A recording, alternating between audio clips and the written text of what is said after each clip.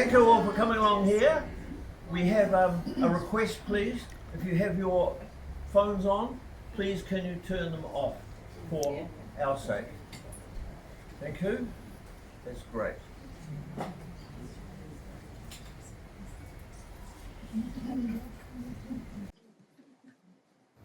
Behold, dear friends who gather here, prithee cast an eye and lend an ear, and ponder now upon what you'll hear. In praising our man Will, there is a factor. History holds him as a full-time actor. A man unlettered, quite without a formal education, and yet an entertainment to the general population. 36 were the plays to which he did append his name, the excellence of which did thus ensure him lasting fame. But it really is surprising how he wrote the female voice. Oh, such was his skill with ink and quill, we really should rejoice, especially as his daughters both could neither write nor read. It has been said 'twas his belief, oh, he didn't see the need.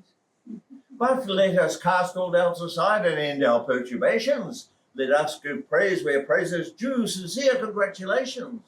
So with actors all appearing here, we who plot and scheme, let us enter into the magic of this Midsummer Night's Dream.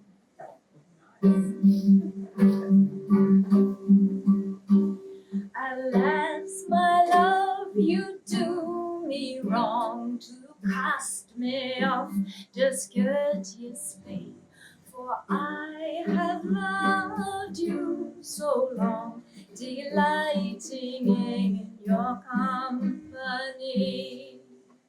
Welcome, my friends, and journey with me into an enchanted forest.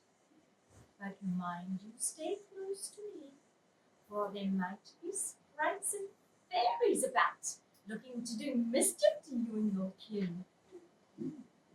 We journey first to the castle of Theseus, Duke of Athens, where he and his bride-to-be, Hippolyta, are planning the festivities for their forthcoming wedding. What? How now, Spirit? Whither wander thou? Over hill, over dale, over park, over pale, we do wander yonder to the castle of Theseus. Now be gone, good sprite, for we have no time to tarry with thee. But time to tarry is the job of a fairy. Pray, let me journey with thee, for I also like to see the Duke and his fair bride-to-be, Hippolyta. Either I mistake your shape and making quite, or you are that shrewd and knavish sprite they call Robin Goodfellow. Are not you she who frightens the lads of the villagery, whom hobgoblins call you sweet path, and you do their work, and they shall have good luck? Are not you she? Thou speakest aright. I am that merry wanderer of the night. But, friend fairy, I shall take our friends on from here. Surely you are wanted in the briar of the fairy queen. Look over there, fairy. Oh, ah! Fear not, fellow Athenians, for I mean you no harm. Think of the great adventures we shall have here. Castle of the Duke. And lo, look who wanders in, but Egeus and her daughter Hermia, followed by her suitor, Demetrius. Oh, what a stew Hermia is in, for her fair mother would have her wed the noble Demetrius, and yet the wilful Hermia desires the hand of Lysander. Let us see what the Duke has in mind for these star-crossed lovers. And now, dear friends, we travel on to scene one to witness what mischief is about to become. My dear friends, my nuptial hour draws on apace. 4 happy days bring in another moon. But oh, methinks how slow that old moon wanes. Happy be Theseus, our renowned Duke. Thanks, good Aegeus. What news with thee? Full of vexation come I, with complaint against my child, my daughter, Hermia. Stand forth, Demetrius. My noble lord, this man hath my consent to marry her. Stand forth, Lysander. My gracious Duke, this man, Lysander, hath bewitched the bosom of my child. Thou, Lysander, by moonlight at her window sung with feigning voice verses of feigning love. Thou hast filched my daughter's heart, which is due unto me, into stubborn harshness. Your Grace, if my daughter will not consent to marry with Demetrius, I beg the ancient law and privilege of Athens, as she is mine, I may dispose of her. And I choose she marry this man. Or, as accorded to our law, to her death she must go. What say you, Hermia? Be advised, fair maid.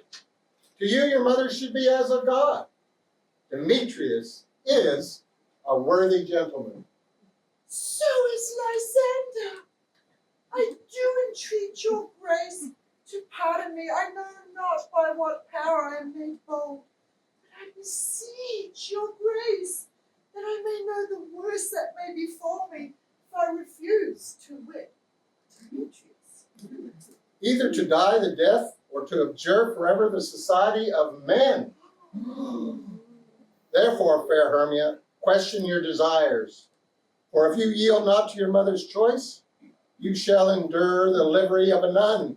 For I, the cold cloister of a nunnery, await you. Oh, so will I go, so will I live, so die, my lord, rather than yield myself to the lordship and his unwished yoke.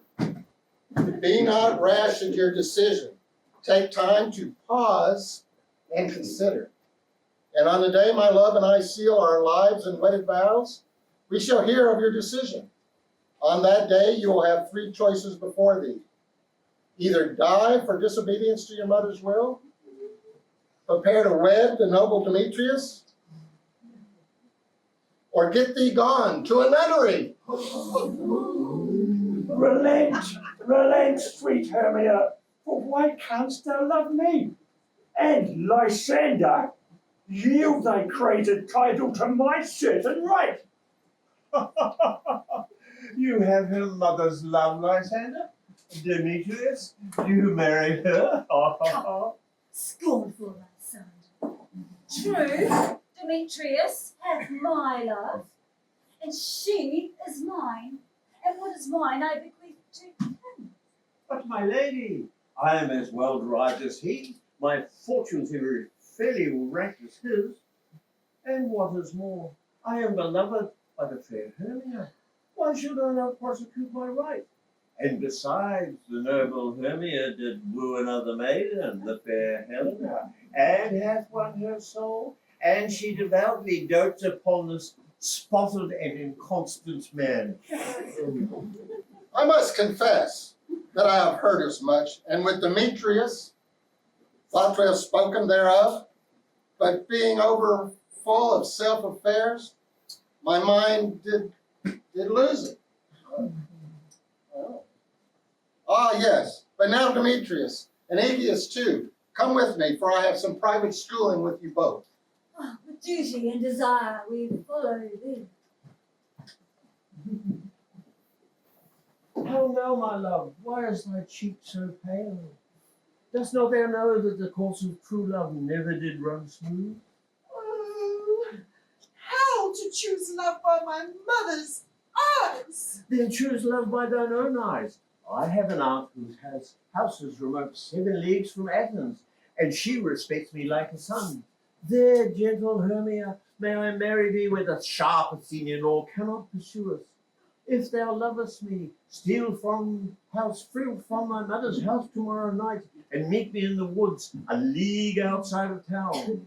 My good Lysander, tomorrow truly will I meet with thee, but how now? Look, here comes Helena. Godspeed, fair Helena, whither away? Call me fair? That fair again unsay. Demetrius thinks not so. Oh, teach me by what art you sway the motion of Demetrius' heart. I frown upon him, and yet he still loves me. I give him curses, yet he gives me love. The more I hate, the more he follows me. The more I love him, the more he hateth me.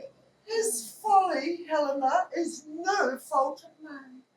None but your beauty, which that fault of mine. Take comfort, he no more shall see my face. For Lysander and myself shall flee this place. To Helena, to you our minds we will reveal. Tomorrow night through Athens' gates have we devised to steal. And in the woods where often you and I, upon faint primrose red beds will wont to lie, emptying our bosoms of their counsel sweet, there my Lysander and I shall meet. Thence from Athens turn away our eyes to seek new friends and stranger companies. Farewell, sweet playfellow, and pray for us, and good luck grant you with Demetrius. How heavy some or other some can be. In Athens I am thought as fair as she. But what of that? Demetrius thinks not so. Love looks not with the eye, but with the mind, and therefore is winged Cupid painted blind.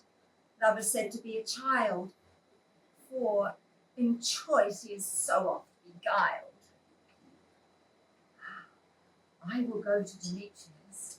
I will tell him of fair Hermia's flight. Then to the wood will he tomorrow night pursue her. And for this intelligence, if I have thanks, it is a dear expense, but herein mean I, to enrich my pain, to have his sight thither and back again.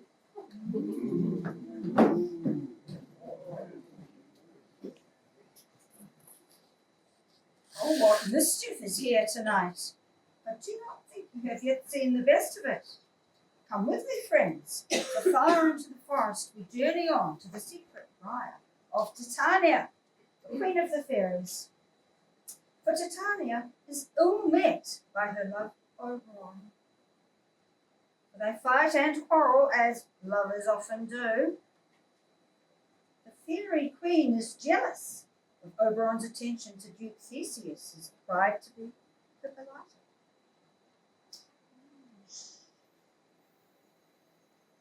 Walk softly, friends, for Oberon is passing fell and wrath, because Titania, as her attendant, hath a lovely boy stolen from an Indian king.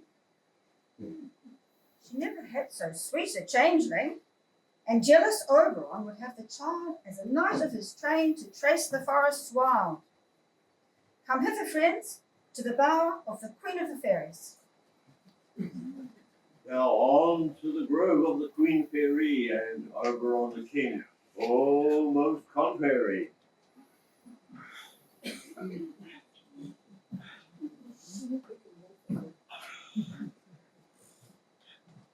You're met by moonlight, proud Titania. What? Jealous Oberon? Fairies, capiz, for I have forsworn his beard and company. Tarry, rash, wanton. Am not I thy lord? Then I must be thy lady, or am I yet?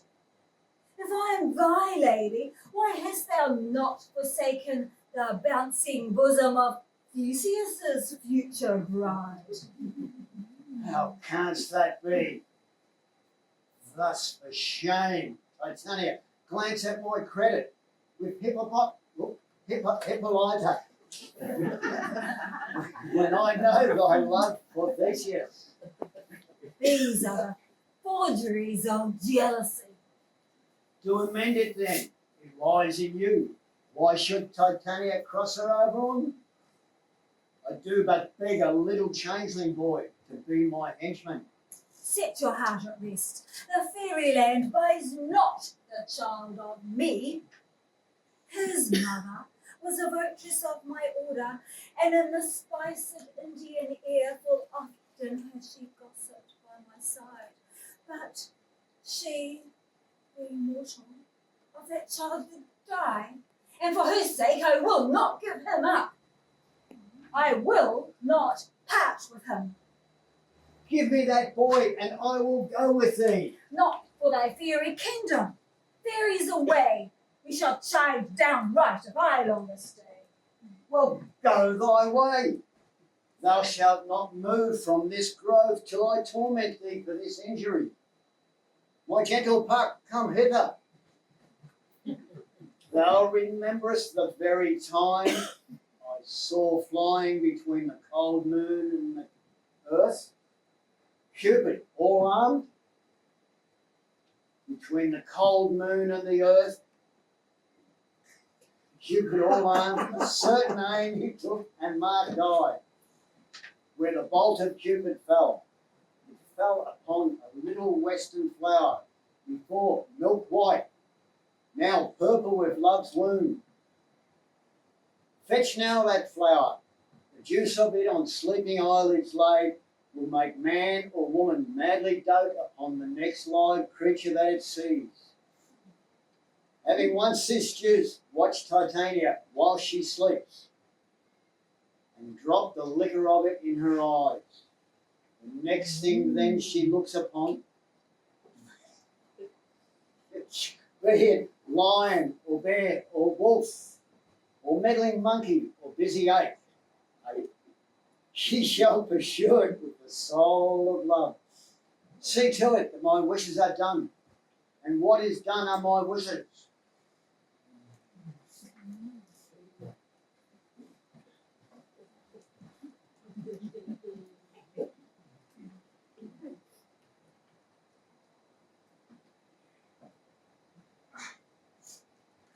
Oh, now, friends, we have a task and an appointment from the king of the fairies himself.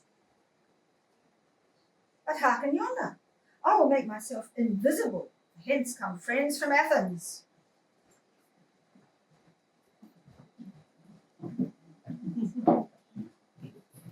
I love thee not, therefore pursue me not. Where is Lysander and the fair Hermia? The one I'll slay, the other one slayeth me. Thou toldst me they were stolen into this wood. Now get thee gone and follow me no more. You draw me, you hard-hearted adamant. Do I entice you? Do I speak you fair? Or rather do I not in plainest truth tell you I do not and cannot love you? And even for that, do I love you more? I am your spaniel. And Demetrius, the more you beat me, I will fawn on you. Treat me but as your spaniel. Slight me, neglect me, lose me, use me as you would use your dog. Only give me leave, unworthy as I am, to follow you. Tempt me not so much the hatred of my spirit, for I am sick when I do look upon thee. And I am sick when I look not on you. You do impeach your modesty too much to leave the city and commit yourself to the hands of one that loves you not, to trust the opportunity of night with the rich worth of your virginity. But there is no night when I do but see thy face. I'll run from thee and hide in the breaks and leave thee to the mercy of the wild beasts. The wildest has not such a heart as you. Let me go, or if thou wilt follow me, do not believe that I shall do thee mischief in the woods. Aye, you do me mischief. In the town, in the fields, in the woods. I'll follow thee and make a heaven of hell to die upon this hand that I love so well.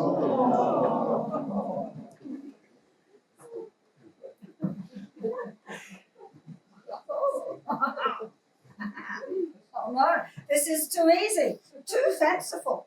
For we shall find this flower of Oberon's, and we shall anoint the fairy queen's eyes with it. But also shall we anoint the eyes of this disdainful youth, so that he may prove more fond on his love than she upon him. Come, friends, for we hasten to the bower of the fairy queen.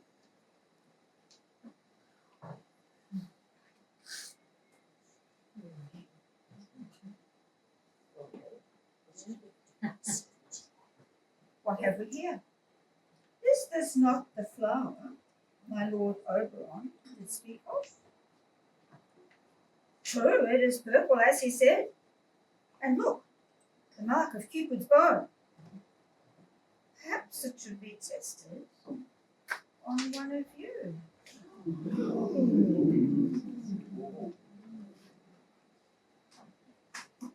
Perhaps I shall streak your eyes and cause you to fall in love with the first creature you see. How of you, sir?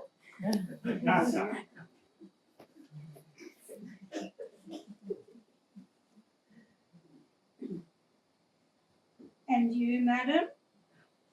Dost thou need its charms to woo you into love? But hark, here comes my queen. Come now, a roundel and a fairy song, to calm our sweet spirits. Sing me now asleep, then to your offices and let me rest. Green sleeves was all my joy, green sleeves was my delight, green sleeves was my heart all joy. All for my lady.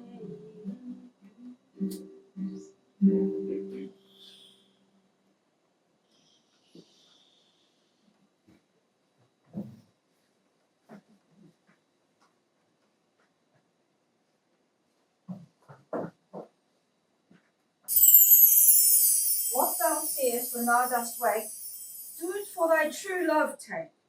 Love and languish for its sake, be it ounce or cat or bear, hard or boar with bristled hair. In thine eye that shall appear when thou wakest, it is thy dear. Wake when some vile thing is near. Hark, who runneth quite near here? Oh, fair love, whose fate was wandering in the wood, we'll rest here now, if you think it good. Be it so, Lysander. Find you out of bed, for I upon this bank shall rest my head. Oh, one turf shall serve a pillow for us both. Oh, nay, good Lysander. For my sake, my dear, lie further off. Do not lie so near. Such separation as may it well be said becomes a virtuous bachelor and a maid. Oh, very well, my dear. Sleep gives thee all rest.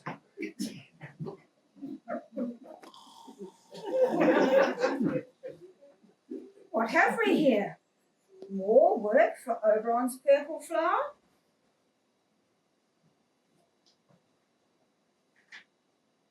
Churl upon thine eyes I throw, and the power this charm doth owe.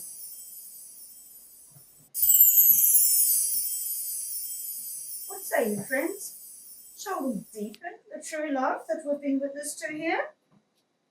When thou wakest, thou shalt love with even deeper heart thy pretty Athenian maid. Hark, again someone comest. This wood hath traffic enough for one day. Oh, wilt thou leave me do not so. Stay on thy peril. I alone will go. Oh, I'm weary and out of breath in this fond chase. The more my prayer, the lesser is my grace. Happy is Hermia wherever she lies, for she has attractive eyes. No, I'm as ugly as a bear. Poor beasts that meet me run away for fear. Therefore no marvel though Demetrius do, I as a monster fly my presence thus. Oh, but what have we here? Lysander on the straw, dead or asleep. I see no blood, no wound. Lysander, good sir, if you live, wake up. Oh, and run through fire for thy sweet sake. Huh? Oh, transparent Helena, nature shines out, and through thy bosom makes me see thy heart. Do not say so, Lysander, do not say so. What? Though you love Hermia, Hermia loves you, be content with Hermia. Content with Hermia? Oh, no, I do repent the tedious minutes I with her have spent. Not Hermia, but Helena I love. Who would change a raven for a dove? The will of man is by reason swayed, and reason says you are the worthier maid. Oh, wherefore was I to this keen mockery born? When at your hand did I deserve this scorn? Is it not enough? Is it not enough, young man, that I never did, nor never can, receive a sweet look from Demetrius' eye, but you must flout my insufficient sigh? Oh! She sees not. Hermia, Hermia, sleep thou there, and never comest Lysander near. Oh, after Helena I must fly. Oh. Lysander, help me. Look how I just quake with fear. I've had a dream where methought a serpent did eat my heart away, and you sat smiling at the cruel prey. Lysander, what? Removed? What? Out of hearing gone? Oh, alack, where are you? I swoon almost with fear. Either death or you, I'll find immediately.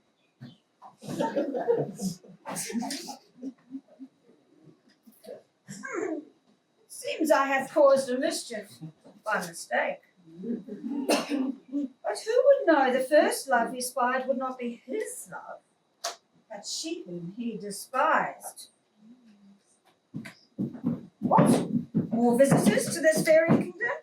What hempen homespuns have we swaggering here so near the cradle of the fairy queen? And what do we see here before us but a group of travelling players come to entertain at the wedding of Theseus and the fair Hippolyta? Is all our company here? Here is a scroll of the play that we have been commissioned to play to present before the Duke on his wedding day night. First, good Peter Quince, say what the play is about and what each part we must play.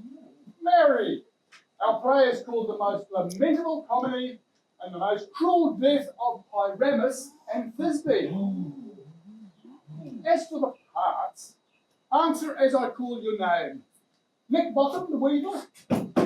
Name what part I am for and proceed. You, Nick Bottom, you are set down for Pyramus. What is Pyramus? A lover? A tyrant? A lover that kills himself going for love. Ooh, that will have some tears in the true performing of it. If I do it, let the audience look to their eyes, for I will move storms. Now, Francis Fruit, the bellows bender. Aye, Peter Quince, I be here. You, Fruit, you will take Thisbe for your part. What is this bidding? A wandering knight? It is a lady that Pyramus here must love. Oh, nay, faith, let me not play a woman.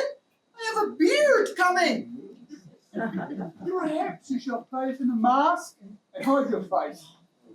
You have to speak in a little small voice as you can muster. Ooh, if Flint wants it not, let me play Thisbe too. I'll speak in the littlest voice I can find. I'm Pyramus, my lover dear. I'm Thisbe, your lady dear. Oh, no, you are playing Pyramus, and Flint will be Thisbe. Anyway, I must proceed. Robert Starveling, Here, Peter Quince. you may play Thisbe's mother. And Tom Snout the Tinker, you shall play Pyramus' father. And I myself, I shall play Thisbe's father. And Snug the Joiner, you are the lion's pup. Oh, have you lines part already written? Pray give it me, for I am slow of study. You may do it extempore, for it is nothing but boring. Ooh, let me play the lion too. I will roar so well that let the Duke say, let him roar again, let him roar again. And you should do it terribly. You'll frighten the Duchess and the ladies, and then they would treat and they would hang us all. Oh, they hang us, every mother's son. Now, look about you men. This is a marvellous, convenient place for our rehearsal. This here shall be our stage, and we shall rehearse it as it was done before the Duke. Peter Quince, there are things in this comedy of Pyramus and Thisbe that will never please. First, Pyramus must draw a sword to kill himself, which the ladies of the audience cannot avoid. Well, perhaps we can leave the killing out when all is done. Or perhaps Peter can write a prologue that will assure the ladies that we will do no real harm to ourselves with our swords. It shall be so. I shall write a prologue and explain the swords. And look here, Peter. Will not the ladies be afraid of the lion? To bring a lion amongst ladies is a most dreadful thing. Oh, yes. And perhaps Peter can write another prologue. We explains that the lion is no lion at all, but rather just Snug the Joiner in costume. Oh God, it will be so. I shall write yet another prologue. And what of this moonlight? For it does say here that Pyramus and Thisbe meet by moonlight. Will not it be an hard thing to bring moonlight into chamber? Doth the moon shine the night we play our play? A calendar. Look in the almanac to find out of the ghost doth shine that night. Yes, the moon doth shine that night. And what of the wall? It does say here that Pyramus and Thisbe did talk through a chink of the wall. What if there be no wall in the Duke's chamber? Then I shall play the part of the wall. I shall hold my finger thus, and through the cracks, Pyramus and Thisbe can whisper. Now come, let's rehearse. Everybody speak his part according to a cue. Thisbe, the flowers odious savor sweet. Odorous, not odious. Odorous savor sweet. So hath thy breath, my dearest Thisbe dear. But hark, a voice.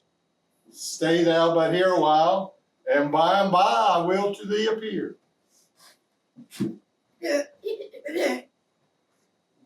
Most radiant Pyramus, I'll meet thee at Ninny's tomb. Oh, Ninus to man, It's minus 10. Enter Pyramus, for that was your cue to come in.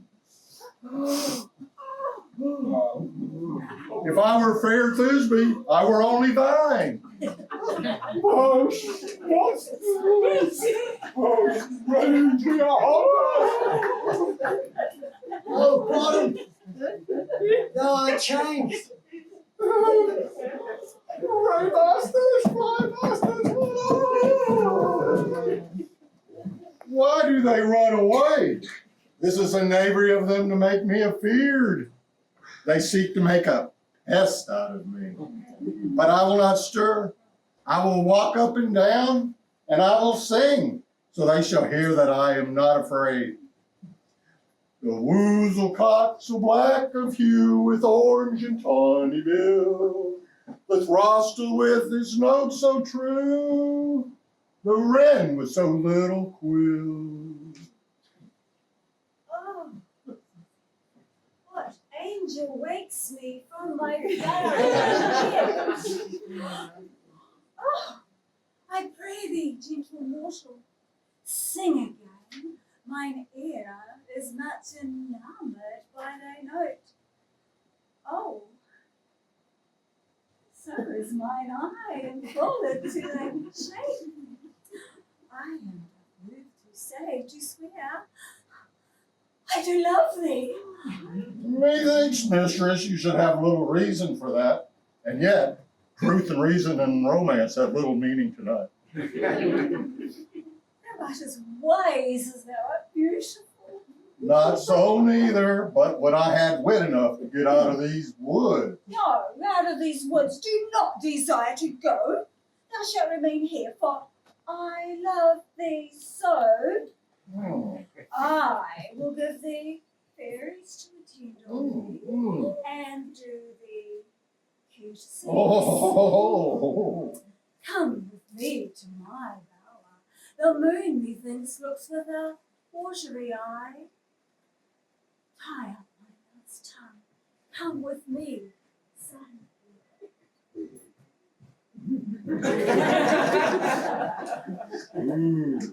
Oh, joy. Oh, fun. This is better than ever could be believed. My mistress, the monster, is in love. This falls better than I could devise.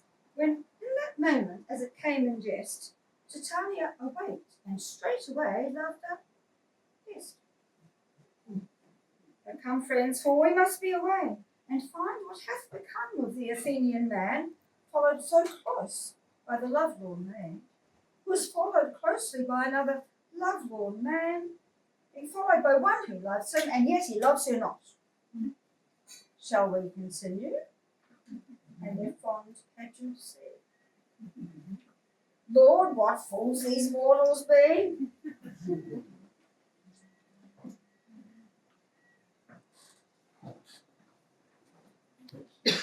Oh, I am weary with this chase. Where can my fair Hermia be? I shall rest my head a while.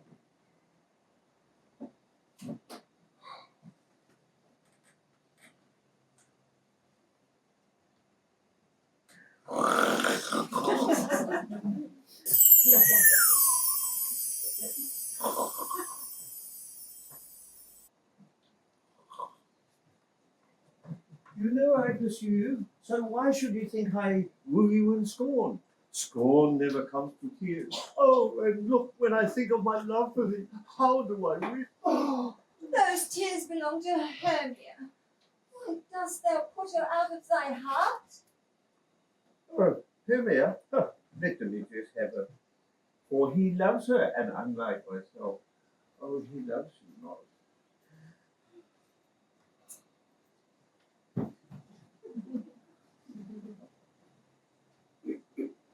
Helena? Oh! Yeah. No. Perfect. Divine. Oh, to what, my love, shall I compare thy eye? Or thy lips? those kissing cherries tempting grow. Oh, will thy hand, when thou holdest up thy hand, the moon is indeed jealous. Let me kiss this hand, my princess, my bliss. Oh, how? Oh, spite! I can see you are all bent to set against me for your merriment. Can you not hate me, as I know you do? For you must join with souls to mock me too. If you were men, as men you are in show, you would not treat a gentle lady so.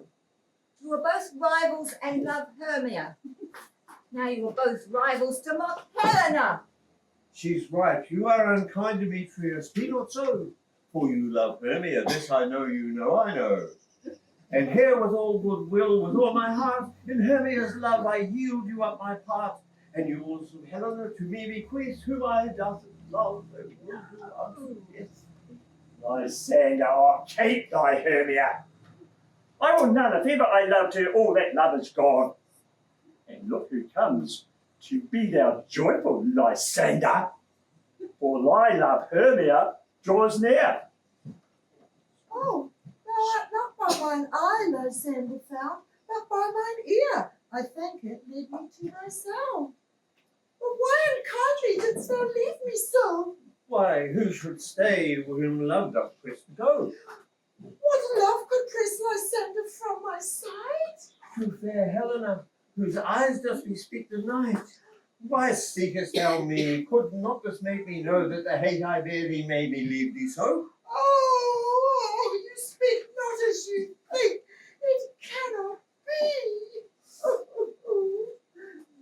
No, she is part of this confederacy. Now I perceive all three have joined this false sport in spite of me. Injurious Hermia, ungrateful maid. To all the counsel we have shared, the sisters' vows, the hours we have spent together, oh, is all forgot? Will you rent our love asunder to join with men in scorning your poor friend? I am amazed at your passionate words. I scorn you not. It seems you scorn me. Did you not set Lysander to follow me and praise my eyes and face? And made your other love, Demetrius, call me nymph, goddess, divine, and rare? I understand not what you mean by this. Helena, I do love thee. By my life I do. I say I love thee more than he could ever do. If thou say so, withdraw and prove it too. Lysander, no! Hang off, thou cat, thou bird, thou vile thing. Let me loose, or I shall shake thee from me like a serpent. Why have you grown so rude? Do you not jest? Yes, he jests, and so did you. You, juggler! You, canker blossom! You thief of love! What have you come by night and stolen my love's heart from him? What? Will you tear impatient answers from my gentle tongue? Fie, you counterfeit, you puppet, you. Puppet? Why so? Aye, that way goes the game. Now I perceive that she hath made compared to our statures. She hath urged her height, her and with her personage, her tall personage, she hath prevailed with him. And are you grown so high in his esteem because I am so dwarfish and low? How low am I, thou painted Maypole? Speak, how low am I? I am not yet so low but that my nails can't reach into your eyes. I pray you that you mock me, gentlemen. Let it not hurt me. Good Hermia, I have never wronged you, save in my love for Demetrius. For love, I followed him through the wood, and now to Athens will I go, follow no more. Why, get you gone. What is it that hinders you? A foolish heart that I leave here behind. What, with Lysander? With Demetrius. Be not afraid, she shall not harm thee, Helen. Oh, she was a vixen when she went to school. And though she be but little, she is fierce. Little? Little again? Nothing but low and little. Oh, get you gone, you bead, you dwarf, you acorn.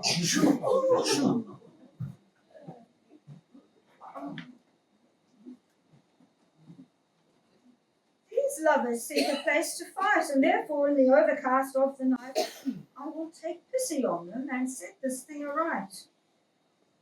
With a second stroke of this flower, I will reverse its power, and when they next away, all this derision shall seem a vision and a dream.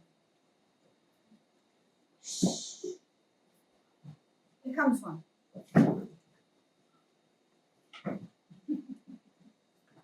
Where art thou, proud Demetrius? Speak thou now. Here, villain, drawn and ready. Come and get me. Oh, Lysander, speak! Thou runaway! Thou coward! Art thou fled? Art thou bragging to the stars because thou canst not brag face to face? Come, I'll whip thee yet. Oh, weary night, a long and tedious night. oh, never so weary, never so in woe, bedabbled with the dew and torn with briars. I can no further crawl, I can no further go.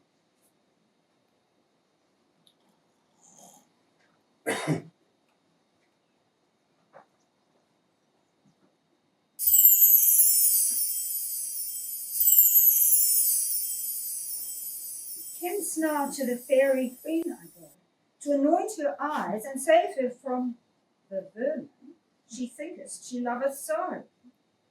Thus, as the chance does not come too often, I should also right the wrong that turned that man into a possum. I shall make my flight, so that it will not come to know this night that I, sleeping here, was found with these mortals upon the ground. But hark! From Athens I see a troop coming hither. Stay, good friends, for a moment, and be witness to their counsel as they find their friends sleeping sweetly in this place.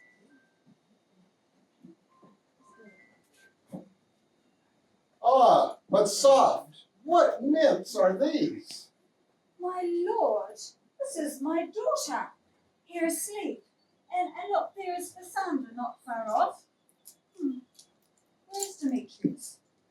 Oh, and there's the fair maiden Helena. I wonder at their being here. No doubt they woke up early to observe the rite of May. But speak, good Aegeus. Is this not the day when Hermia should give the answer of her choice? Yes, my lord, it is the day. Guards, awaken him with thy horns. Good morrow, friends. I pray you all stand up. Now, how is it we find you here, seeing as we know you two are rival enemies? Oh, my lord, I shall reply amazedly, half asleep, half waking, but as yet I swear I cannot truly say how I came to be here. Enough, my lord. 'Tis obvious he meant to steal away with my daughter into this wood to escape the peril of the Athenian law. I beg the law upon his head. Perhaps I have some counsel.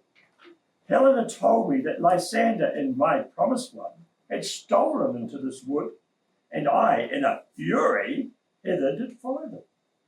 But, my lord, I know not by what power, but by some power it is, my love for Hermia did melt in the snow like a spring sunshine.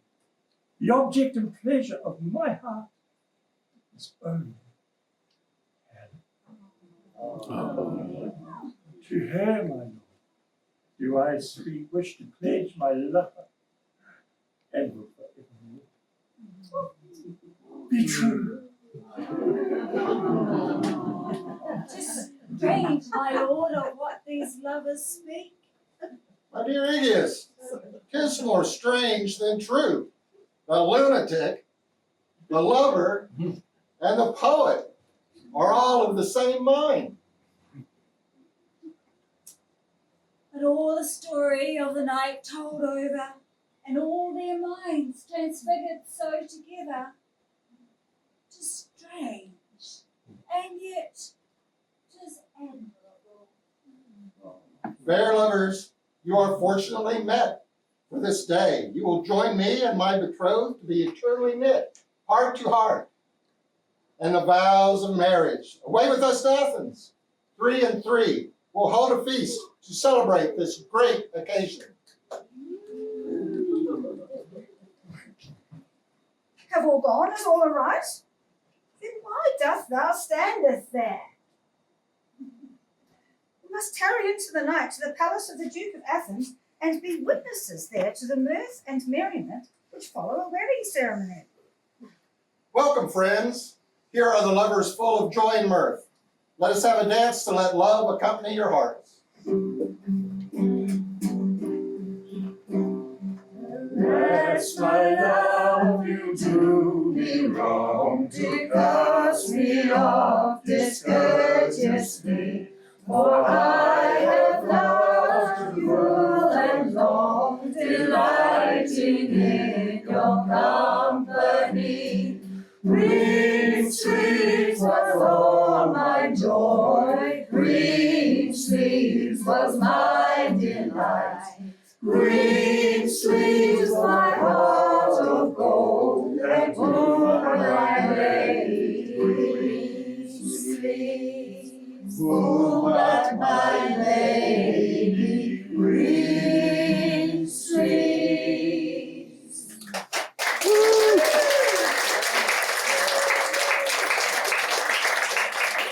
But know, dear friends who applaud us here, having cast an eye and lent an ear, now prithee cast an ear and lend an eye, for the ending of this play is nigh. Just one more speech to end this play. Sweet Puck has one last thing to say. If we shadows have offended, think but this, and all is mended, that you have but slumbered here while these visions did appear, and this weak and idle theme, no more yielding than a dream, gentles, do not reprehend. If you pardon, we will mend. And as I am an honest Puck, if we have unearned luck, now to escape the serpent's tongue, we will make amends ere long, else the Puck a liar call. So good night to you all. Give me your hands, if we be friends, and Robin shall restore amends.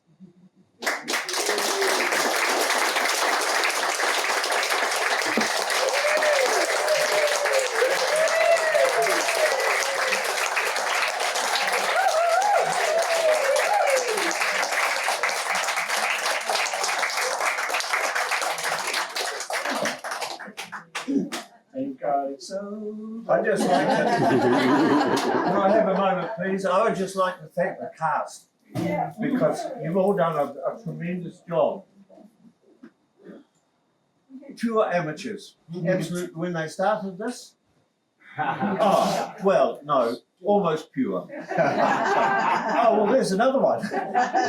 Not quite so pure, but never mind. You know what I mean? Thank you. You've all done wonderfully well. I applaud you.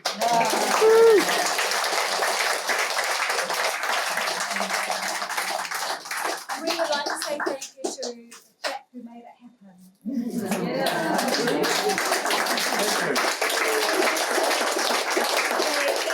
to Steve, who also was a great support in everything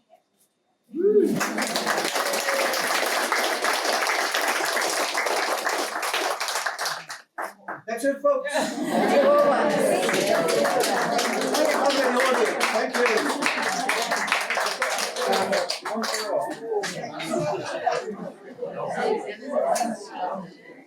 What do we think of the Thoroughly show? enjoyed it. Really It was an enjoyed awesome it. day out, wasn't it? Yeah, I really enjoyed the day. Yeah, yeah. Excellent. Didn't stop laughing from start to finish. Oh, that's all we like. Cool. Thank you very much. Everyone did such a great effort and very expressive. Thoroughly enjoyed myself for an amateur production. Fabulous. Where else would you get Shakespeare on a Saturday afternoon? Unless my love you do me wrong, to pass me on.